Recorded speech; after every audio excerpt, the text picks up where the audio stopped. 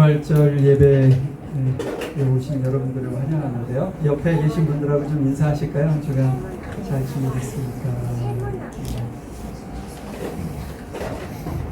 우리 사도신경으로 주님 앞에 신앙 고백하시고요. 예배하도록 하겠습니다. 나는 전능하신 아버지 하나님 천지의 창조주를 믿습니다. 나는 그의 유일하신 아들 우리 주 예수 그리스도를 믿습니다.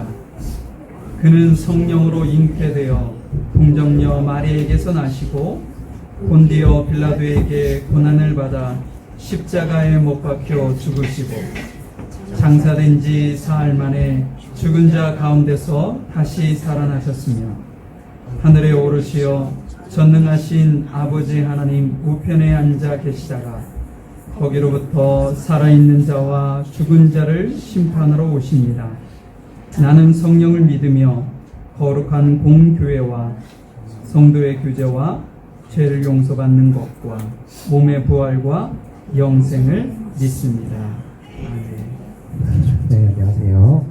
이번 주 찬양은 주 여호와는 강대하시도다랑 살아계신 주 찬양을 준비했는데요.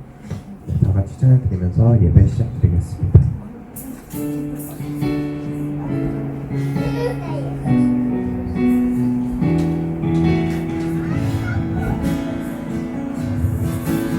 주 여호와는 광대하시도다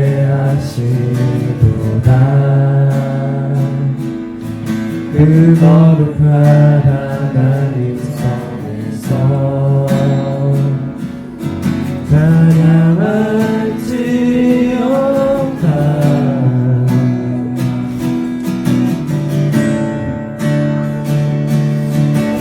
주 승리 우리에게 주셨도다. 모든 원수 물리치셨네. 엎드려 절하세.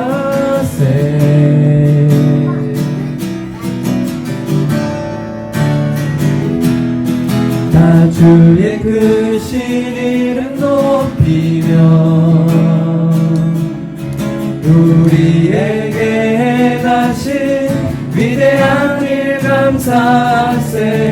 오 주의 신실하신 그 사랑 온 땅과 하늘 위에 계셔 홀로 영원하신 이름. 처음부터 다시 찬양드리겠습니다. 주 여호와 주 여호와는 광대하시도다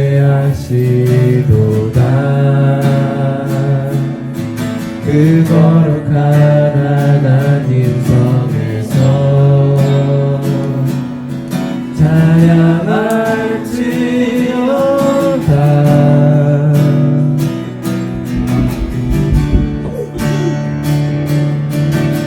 주 승리 우리에게 주셨도다. 모든 원수 물리치셨네. 엎드려 절하세.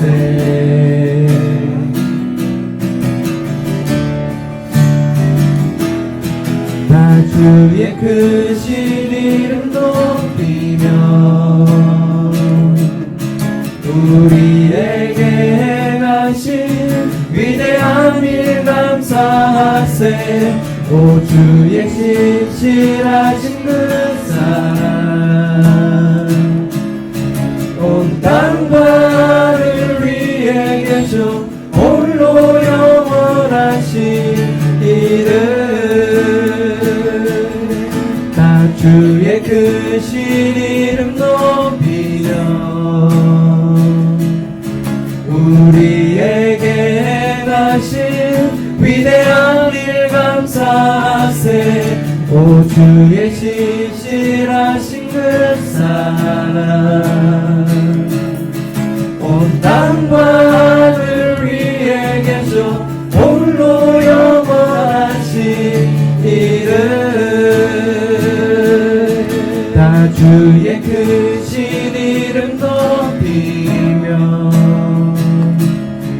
우리에게 행하신 위대한 일 감사세. 오 주의 신실하신 그 사랑 온 땅과 를 위해 계셔 홀로 영원하신 이름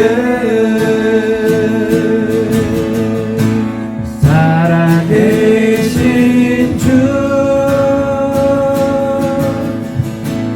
나의 참된 소망 걱정 근심 전혀 없네. 사랑의 주는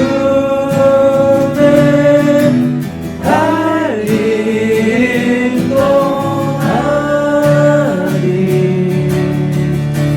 내 모든 삶의 기쁨을 충만하네. 살아계신 주 살아계신 주 나의 참된 소망 걱정 근심 전혀 없네. 사랑의 주를 알 길도 아니. 내 모든 삶의 기쁨을 충만하네. 저희 이 시간 다 같이 읽어드리겠습니다.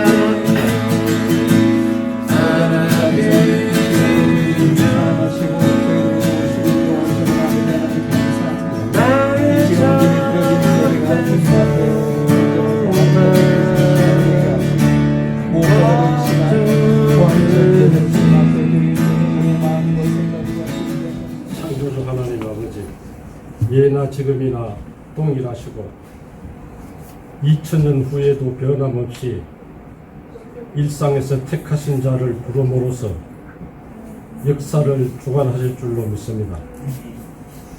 죽음의 권세를 이기고 부활하신 주님께서는 지금도 살아계셔서 예나 다름없이 우리 삶의 현장으로 찾아오셔서 말씀해 주시기를 간절히 간구드립니다.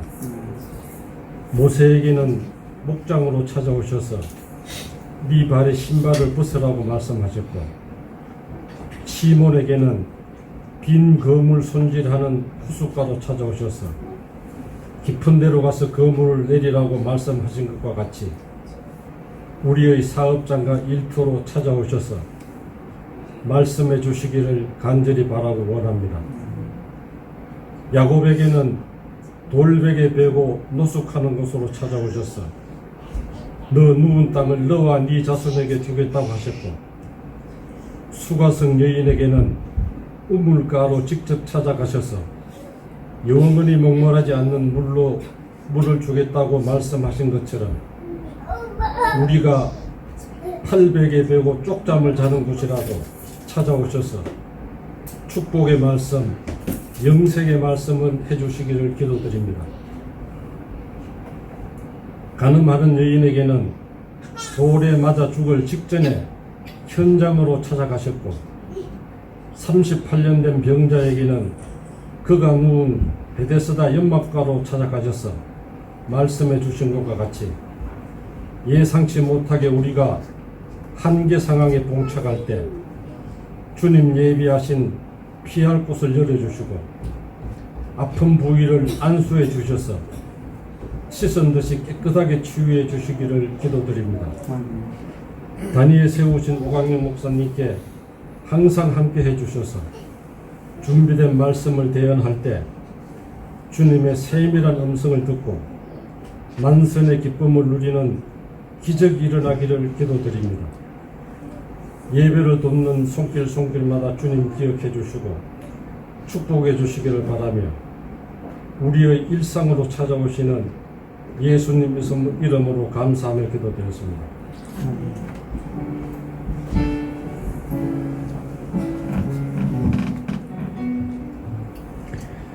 예, 오늘 말씀은 누가복음 24장 1절부터 12절까지 말씀입니다. 안식 후 첫날 새벽에 이 여자들이 그 예비한 향품을 가지고 무덤에 가서 우리 무덤에서 굴러 옮긴 것을 보고 들어가니 주 예수의 시체가 되지 아니하였더라. 이를 인하여 근심할 때 문득 찬란한 옷을 입은 두 사람이 곁에 서 있는지라. 여자들이 두려워 얼굴을 땅에 대니 두 사람이 이르되 어찌하여 산 자를 죽은 자 가운데서 찾느냐. 여기 계시지 않고 살아나셨느니라. 갈릴리에 계실 때 너희에게 이렇게 말씀하신 것을 기억하라. 이르시기를 인자가 죄인의 손에 넘기워 십자가에 못 박히고 제3일에 다시 살아나야 하리라 하셨느니라 한데 저희가 예수의 말씀을 기억하고 무덤에서 돌아가 이 모든 것을 11사도와 모든 다른 이에게 고하니 이 여자들은 막달라 마리아와 요한나와 야고보의 모친 마리아라 또 저희와 함께한 다른 여자들도 이것을 사도들에게 고하니라.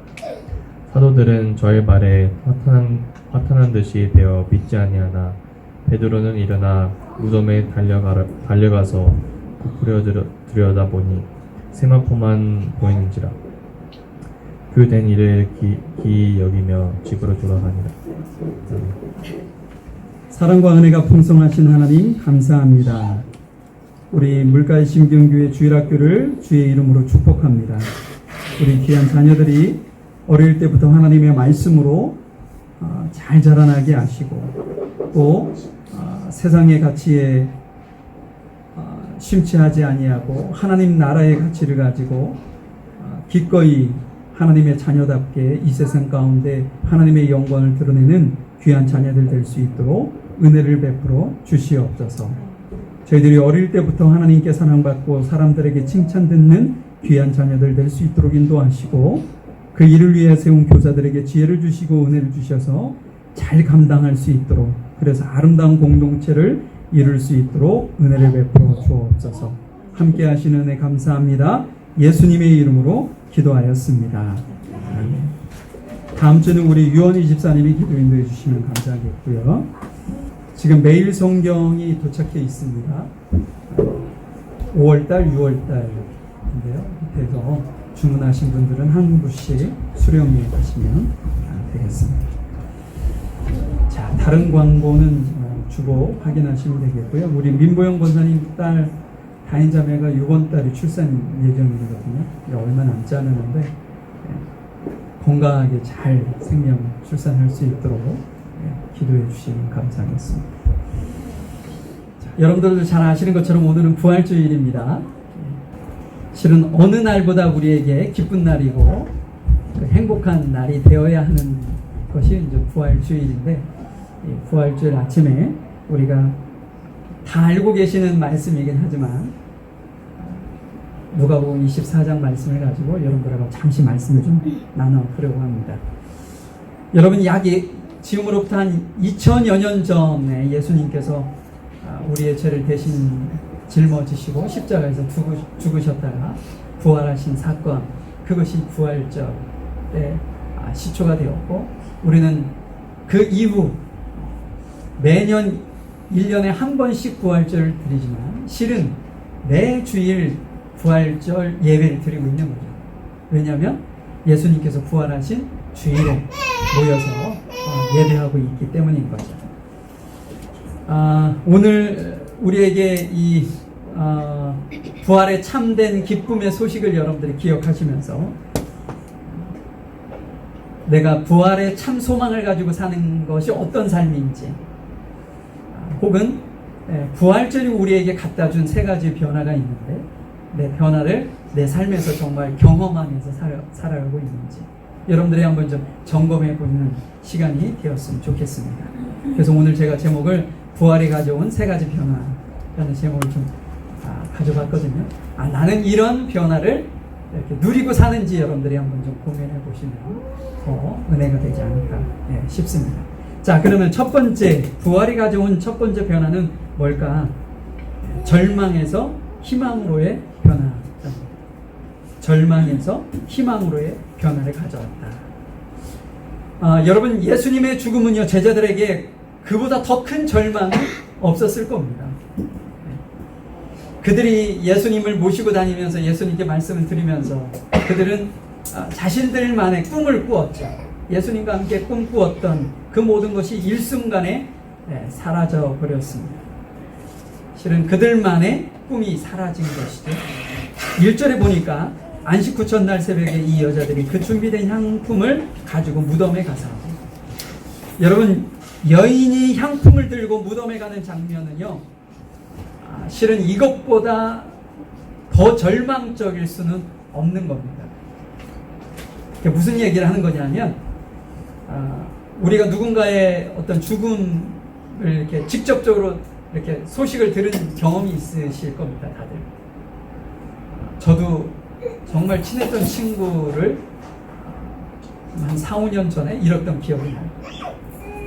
제가 그 친구를 어디에 있는지 전화 연결이 되지 않아서 다른 친구에게 연락해서 이렇게 물으려고 전화를 했는데, 그 반대편에서 그 친구 오늘 죽었다고 얘기를 듣는데 제가 들고 있었던 핸드폰을 놓치는 줄 알았어요. 그게 누군가의, 내가 정말 가까운 사람의 죽음의 소식을 듣는다는 게 그만큼 충격적이더라고요. 그런데 그거보다 더 충격적인 순간이 있어요. 들었을 때도 충격이지만 실은 우리는 뭐 보통 3일장 하잖아요. 3일장 한 이후에 이제는 뭐 부모가 됐든 친구가 됐든 벗이 되었든 그 사람을 마지막으로 떠나보내야 되는 그 타이밍. 요즘은 뭐 화장을 참 많이 하는데 화장터에서 그 조그만한 창문을 통해서 그 관이 들어가는 그 모습을 보는 그 시간이 더 힘들다고 합니다. 끔찍한 거죠. 이제 더 이상 볼 수 없는 상황이 돼버립니다. 지금 여인들이 무덤에 향품을 가지고 가는 것이 지금 화장터로 가는 느낌인 거예요.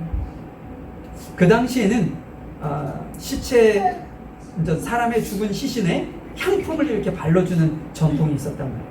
그 여인들이 이제 마지막으로 가시는 예수님의 그것을 인사하고 그곳에 이렇게 향품으로 발라서 예를, 최고의 예를, 마지막 예를 예수님께 드리기 위해서 지금 무덤으로 가고 있으니 이것이 그 무덤으로 발걸음을 인도하는 여인들에게 얼마나 큰 무거운 아픔의 발걸음이겠냐고.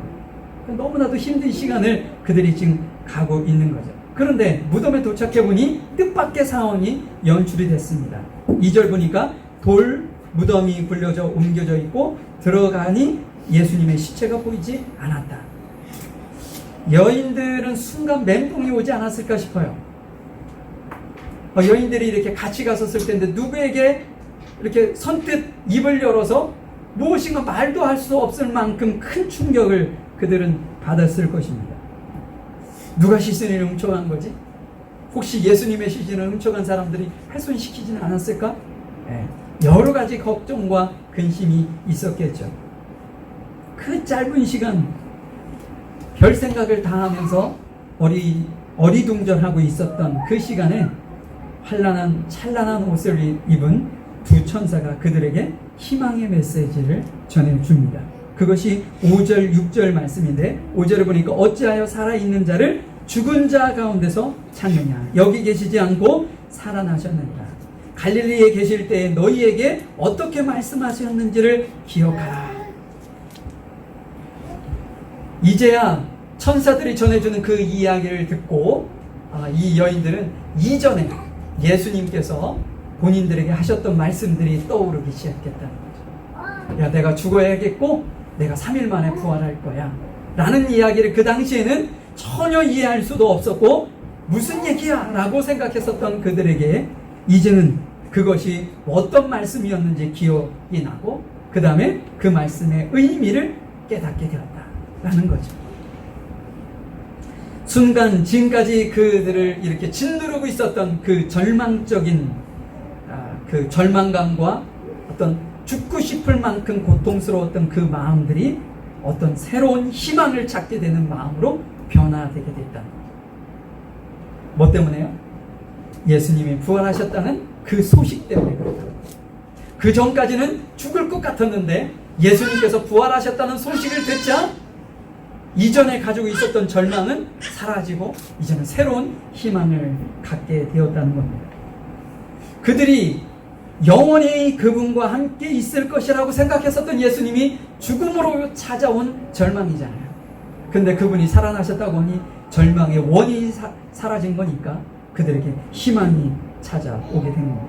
자, 9절 말씀을 보니까 그들이 그 절망적인 순간에서 희망을 찾은 이후에 그들이 행한 첫 번째 행동은 무엇이냐? 자신들과 동일한 절망감에 빠져 있을 제자들을 찾아가 그들에게 예수님의 부활 소식을 전하는 것이었습니다. 그 부활의 소식을 전해 듣는 제자들은요, 믿으려 하지 않았어요. 이 여인들이 헛소리하고 있구나. 어떻게 죽은 사람이 다시 살아날 수 있겠는가? 그러니까 예수님께서 그토록 말씀을 세 차례나 반복적으로 이야기해 주었지만 그들은 여전히 깨닫지도 못했고 믿지도 않았던 거죠. 결국 그들이 새로운 희망을 갖게 된 어떤 시점은 어느 때냐? 부활하신 예수님을 그들이 직접 눈으로 보았을 때. 제자들이 그제서야 새 희망을 찾게 되었어요. 죽고 싶었는데 이제 살아야 될 이유가 생겼고요.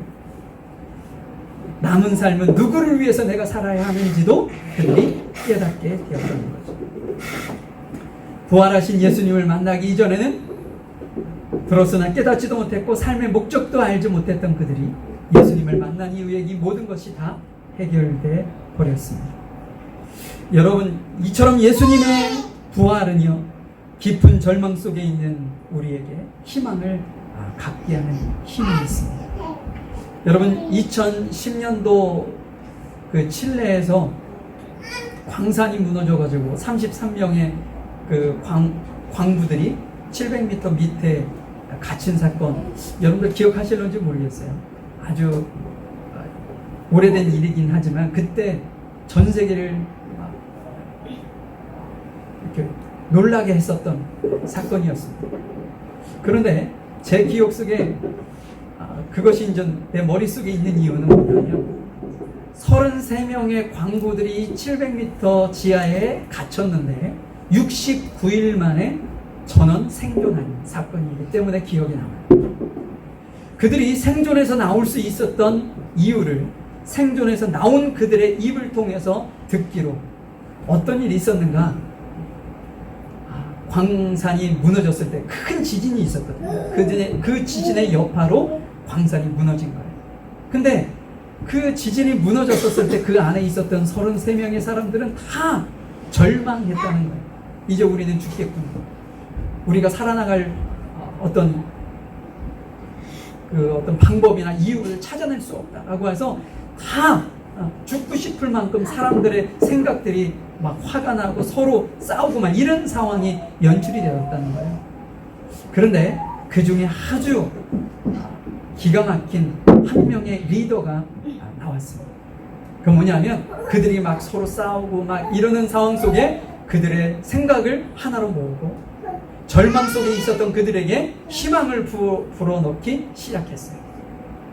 그래서 33명의 사람들이 한 사람도 이탈하지 아니하고 한 마음 한 뜻으로 절망을 이기고 희망을 품기 시작합니다. 그 한 사람의 리더는 매일같이 반복하는 거예요.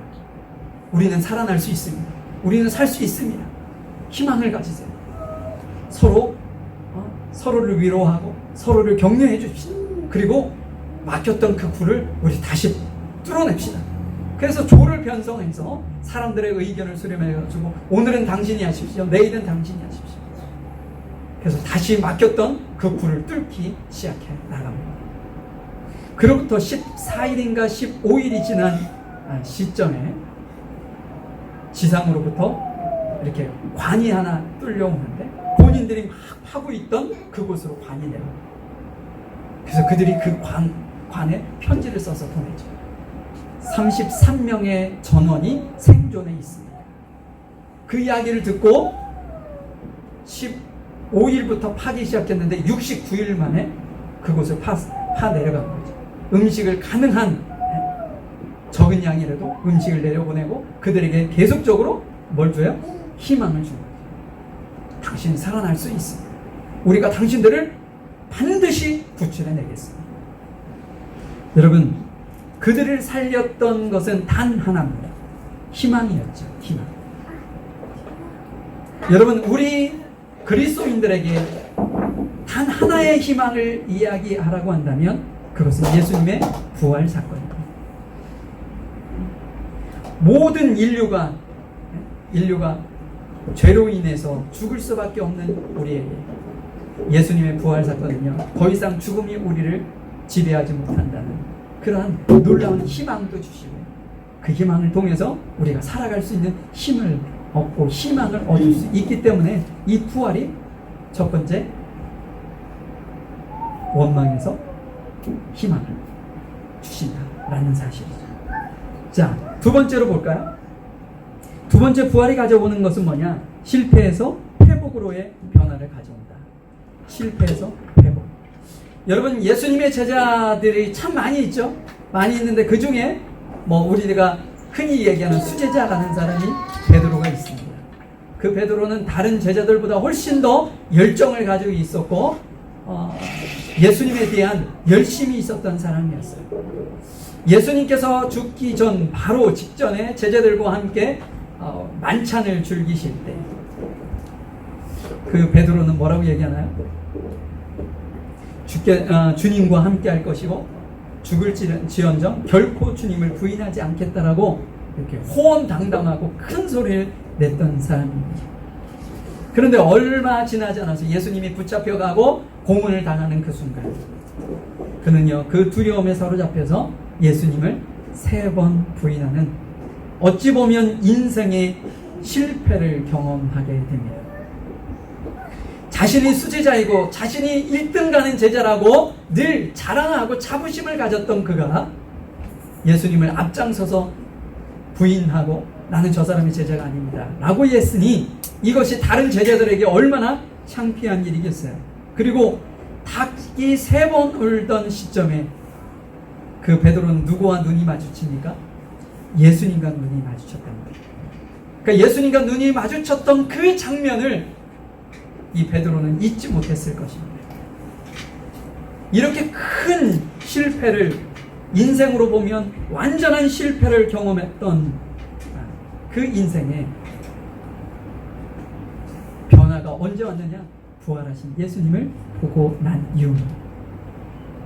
그는 상대 누군가에 의해서 정죄감을 받을 수밖에 없었던, 누군가에게 손가락질을 받을 수밖에 없었던 그런 어떤 인간의 수치스러운 상황 속에서 예수님의 부활하심을 경험한 이후 그것이 회복이 되었습니다. 더 이상 그 절망감에, 그 수치감에, 누군가의 어떤 손가락질 당하는 그런 어떤 실패감에, 패배감에 머물러 있지 아니하고 예수님을 만난 이후에는 회복이 되어서 어떻게 돼요? 예수님의 복음을 전하는 복음의 증거자로 살아가기 시작한다는 거죠. 다른 제자들은 어땠나요? 베드로만 이랬나요? 다른 제자들도 마찬가지였습니다. 예수님께서 잡히시던 마음에 다 흩어져서 도망갔어요. 예수님이 십자가에서 죽으시자 다 자기들의 생업 현장으로 돌아가서 자신들의 삶을 살고 있었던, 어찌 보면 베드로처럼 실패를 경험했던 그들도, 죄책감에 시달렸던 그들도 어떻게 돼요? 예수님의 부활하신 그분을 만난 이후 회복이 됩니다.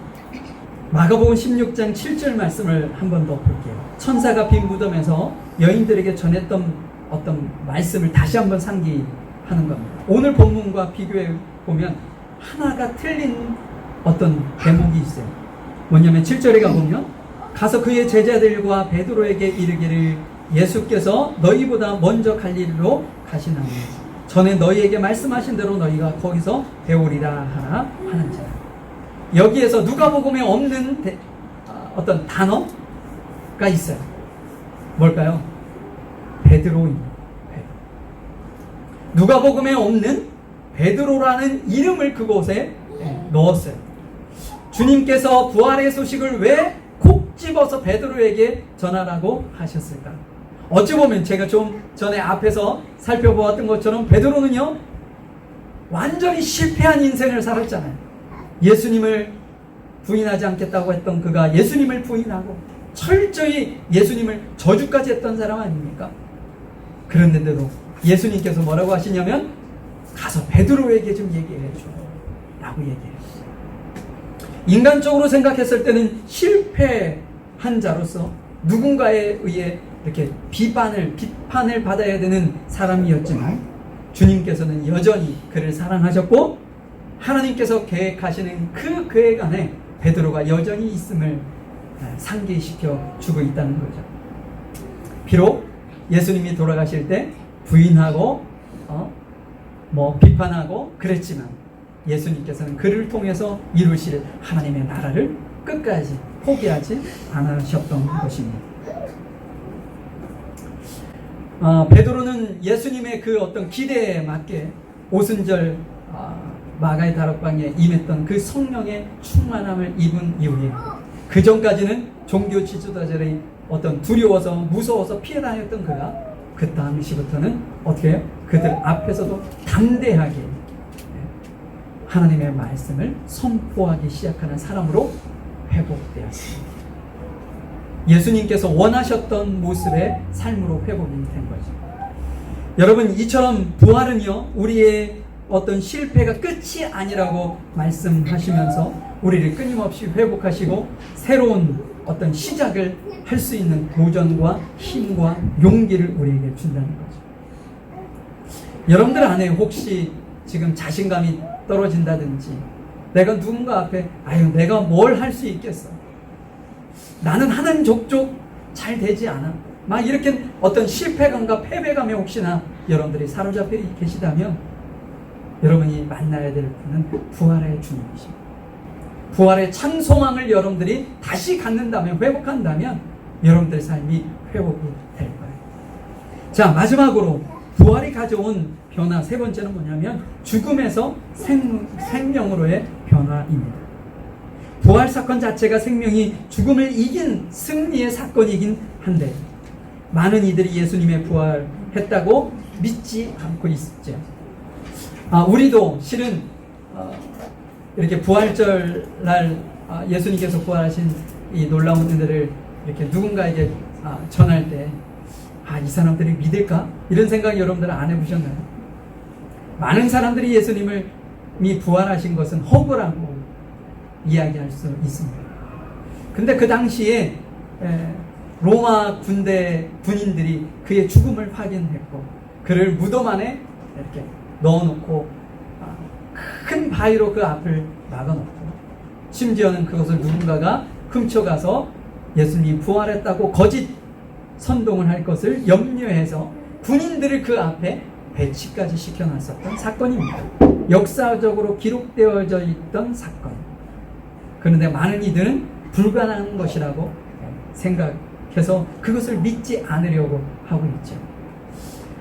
누군가가 죽었다가 살아난다는 것이 그렇게 쉬운 일, 그렇게 그냥 쉽게 이해할 수 있는 일은 아니라는 것을 우리는 잘 알고 있습니다. 그러나 우리가 우리 인간의 능력으로 불가능하다고 해서 그것이 안 될 일이 아니라는 거죠.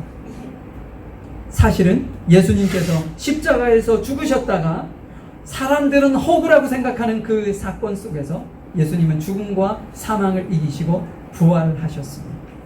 그래서 많은 사람들에게 자신의 부활한 몸을 보이셨고, 제자들이 보는 가운데서 하나님께 올려하는 그 일들이 있었죠. 예수님께서 부활하신 것은 단순히 예수님이 부활하신 것으로 끝나지 않습니다. 왜냐하면 그 부활의 소망이 우리 그리스도인들에게 고스란히 이렇게 주어진 특권이고 축복이 있기 때문에 그런 식이죠. 우리는 길어야 100여 년입니다. 100여 년 살면 몸이 허약해지고 쇠약해지고 모든 기능이 재기능을 하지 못해서 사람은 죽게 되어 있습니다. 그러나 우리는 무엇을 믿나요?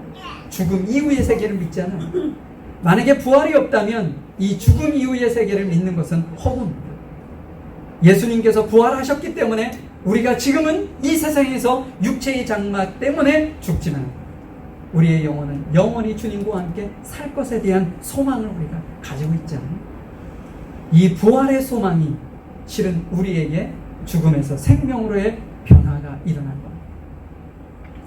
고린도전서 15장 55절에 보면 사망아 너희의 승리가 어디 있느냐, 사망아 내가 쏘는 것이 어디 있느냐. 바울의 선언입니다. 바울이 이렇게 선언한 거예요. 사망아 너희의 승리가 어디 있느냐. 더 이상 죽음이 인류를 위협하거나 두려움의 대상으로 삼지 못할 것에 대한 선언이었던 거죠. 여러분들도 잘 아시는 것처럼 창세기 1장에 아담과 하와가 등장하잖아요. 근데 그 아담과 하와가 3장에 가서 죄를 범함으로 인해서 무엇이 인류에게 오나요? 죽음이라는 것이 들어옵니다. 그 이후 죽음이라는 것이 우리 인류를 힘들게 하고 고통스럽게 하고 두려움에 떨게 만들었던 거죠. 그런데 이 부활이라는 사건이 그것을 이제는 두려움의 대상이 아니라고 말씀을 하고 있는 거예요. 그래서 실은 스데반 집사님을 보아도 죽음의 두려움의 공포에서 떨지 아니하고 담대하게 자신을 돌로 치는 이들을 위해 하늘에서 자신을 바라보는 그 예수님의 눈을 마주치는 순간 그들을 축복하며 용서하는 기도를 하고 기쁨으로 그 죽음을 순교의 자리를 갑니다. 여러분, 이렇게 가능하게 만든 것이 무엇이냐? 부활이라는 거죠. 여러분, 말씀을 좀 맞춰 보려고 합니다. 우리가 부활절의 기쁨을 우리가 마음껏 누리면서 누군가에게 이 부활의 기쁨을 또한 전해야 하는 전달자의 입장에 우리는 지금 서 있습니다.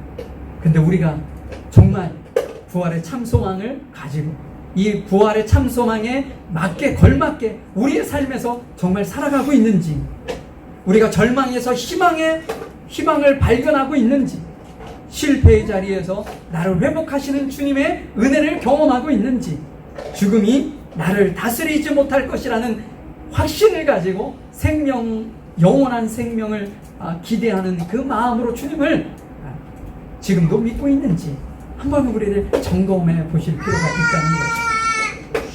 우리가 어떻게 믿든, 우리가 어느 선까지 우리가 이해할 수 있든 그것은 중요하지 않습니다. 하나님께서 어떻게 하실 수 있느냐가 중요한 거예요.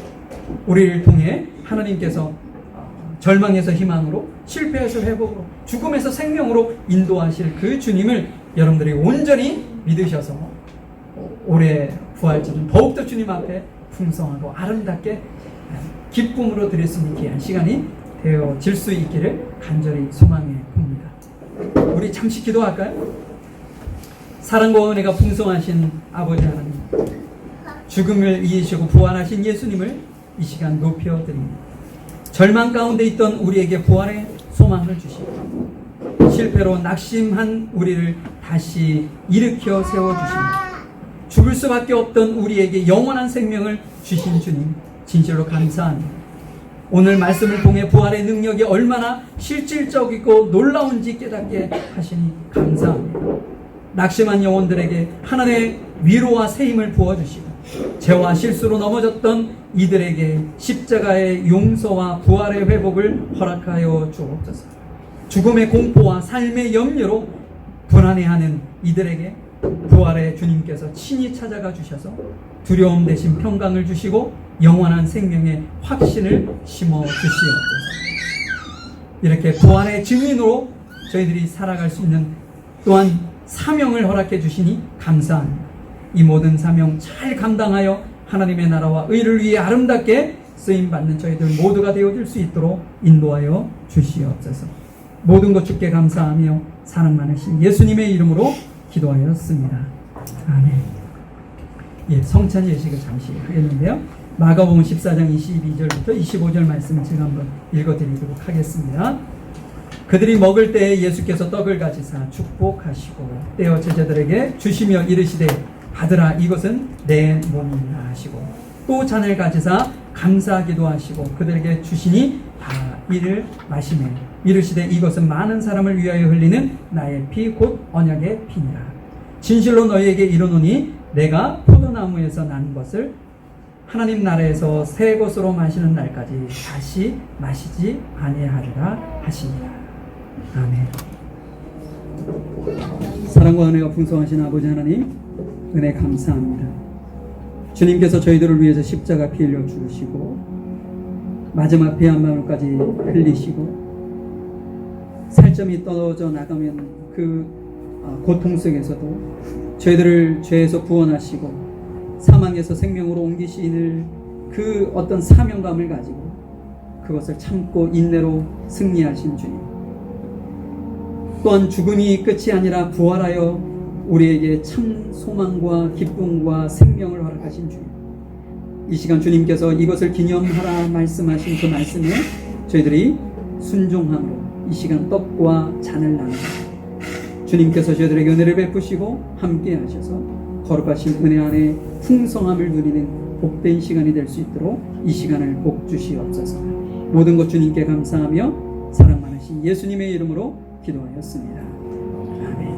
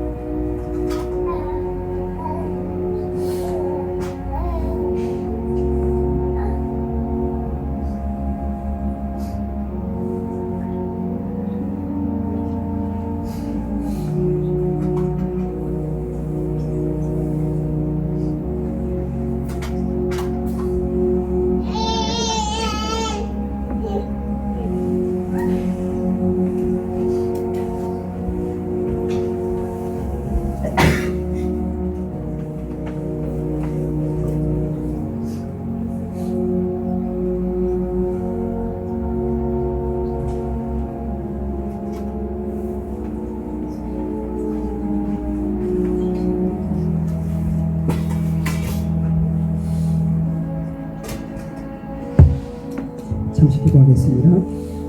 하나님 감사합니다. 저희들이 순종하는 마음으로 떡과 잔을 받았습니다. 주님이 오시는 그날까지 주님의 크신 은혜를 잊지 아니하고 기억하면서 주께서 저희들에게 베푸신 그 사랑을 이웃들에게 온전히 주님 앞에 사랑으로 온전히 전하는 저희들의 삶이 될 수 있도록 은혜를 주시고 함께해 주옵소서. 모든 것 주께 감사합니다. 사랑 많으신 예수님의 이름으로 기도하였습니다.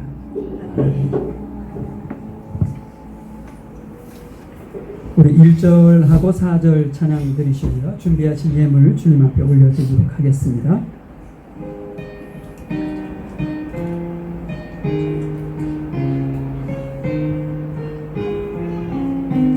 주 안에 있는 나에게 난 근심이 있으랴 십자가 밑에 나아가 내 짐을 풀었네. 주님을 찬송하면서 할렐루야 할렐루야 내 앞길 멀고 험해도 나 주님만 따라가리. 내 주와 맺은 언약을 영불변하시니 그 날아가기까지는 늘 보호하시네. 주님을 찬송하면서 할렐루야 할렐루야 내 앞길 멀고 험해도 나 주님만 따라가리. 잠시 기도하겠습니다. 하나님 감사합니다. 이 시간도 주님 앞에 예배를 하면서 특별히 부활절 주님 앞에 예배를 하면서 우리의 마음과 생각과 뜻과 정성을 모아 우리 자신을 주님 앞에 드리는 심정으로 또한 주님 앞에 귀한 예물을 드린 우리 손길들을 주님께서 기억해 주시고 저들의 마음 중심을 따라 주께서 놀라운 은혜를 베풀어 주시되 하나님의 나라와 의를 확장하는 일에 아름답게 쓰임받을 수 있는 귀한 우리 지체들이 되어줄 수 있도록 도와주시옵소서. 저들 가정에 경제적으로나 여러 가지 해결돼야 될 문제들, 주님의 도우심이 필요한 문제들이 있다면 하나님께서 친히 찾아가 주셔서 그 모든 문제들을 해결해 주시고, 질병 가운데 갇혀 있다면 하나님께서 이 시간 부활의 주님께서 기적같이 그 질병으로부터 온전히 자유함을 누릴 수 있도록 은혜를 베푸시고 인도하여 주시어서 하나님의 살아계심이 드러나는 귀한 가정들 될 수 있도록 인도하여 주시옵소서. 이 예물이 사용되어지는 곳곳마다 30배, 60배, 100배의 결실을 할 수 있도록 함께해 주시기를 간절히 원합니다. 오늘도 귀한 성도들을 사랑하는 심정으로 귀한 식사를 준비한 손길들이 있습니다. 그들을 은혜를 베풀어 주시고, 그 준비하는 동안 정말 기도하는 마음으로 간절히 사랑하는 마음으로 했던 그것이 헛되지 아니하도록 인도하시고, 함께 나누는 모든 이들이 동일한 은혜 가운데 기쁨을 누리고 행복을 누리고 감사를 누리는 귀한 성도들 될 수 있도록 도와주시옵소서. 지금은 우리 주 예수 그리스도의 크신 은혜와 하나님의 극진하신 사랑하심과 성령님의 인도하시고 내주하시고 교통하시고 부활의 찬 기쁨이, 부활의 참 소망이 우리의 삶을 절망 가운데 희망으로, 실패의 가운데서 회복으로, 죽음에서 생명으로 인도하실 것을 믿고 감사하는 모든 성도들 머리 위에, 이들의 가정과 사업장, 일터 위에 학업 위에 지금부터 영원히 함께 하시기를 간절히 축원하옵나이다. 아멘.